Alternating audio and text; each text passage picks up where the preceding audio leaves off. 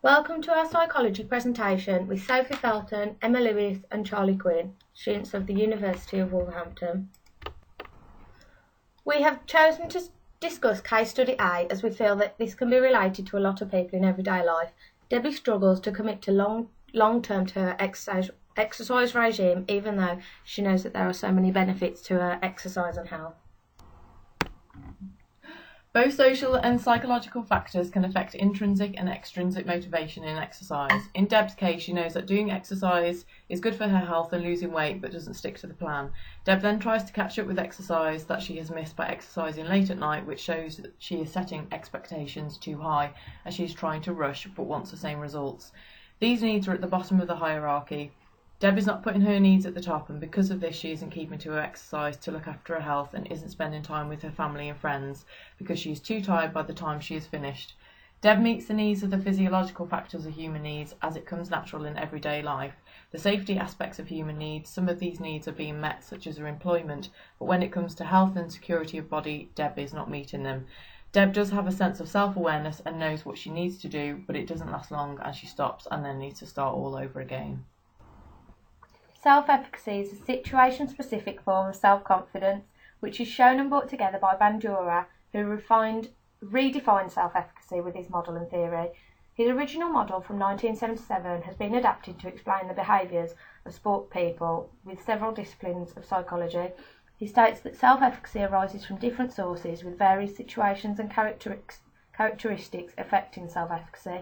This model is all about belief in the self want to do better. This leads on to Deb's low self-efficacy. This is reflected in her belief in her own ability to accomplish tasks without dropping out, like she continues to do. Her low self-efficacy can be stemming from the way she feels after exercising, which in her case is negative thoughts, feeling tired and having no energy for her work and family because she leaves it until late at night to complete. We believe the self-determination theory is a relatable theory for Deb.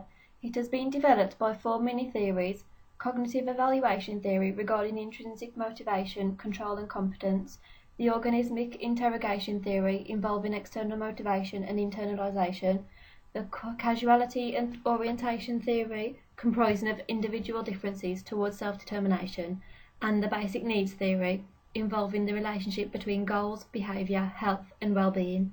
It is understood by the self-determination theory that there are three psychological needs which motivate human behaviour: autonomy, competence and relatedness. These are highly relevant to Deb and will need sufficient development in order for her to adapt her lifestyle and begin a structured routine of exercise. Motivation also plays a part in this theory, and we have highlighted that introjective motivation describes Deb's behaviour, which relates to her being extrinsically motivated by her friends' and family's comments. Need-achieve theory is an interactional view that considers both personal and situational factors as important predictors of behaviour. There are 5 components that make up this theory and include personality factors, situational factors, resilient tendencies, emotional reactions, and achievement-related behaviours.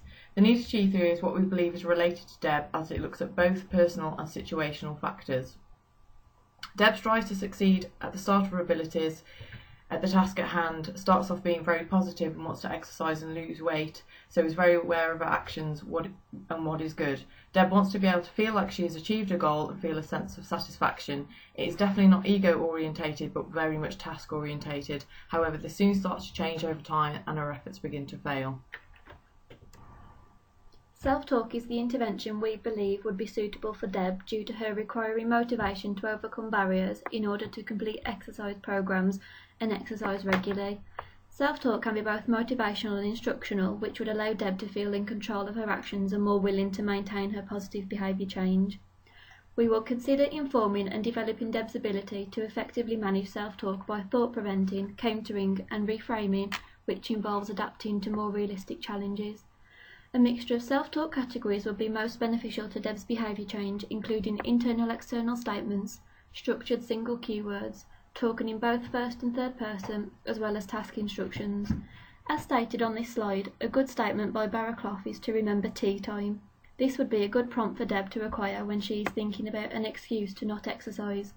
With practice, this intervention may positively impact Deb's lifestyle and overall thought process, leading to a more positive outlook about herself. Thank you for listening to our presentation.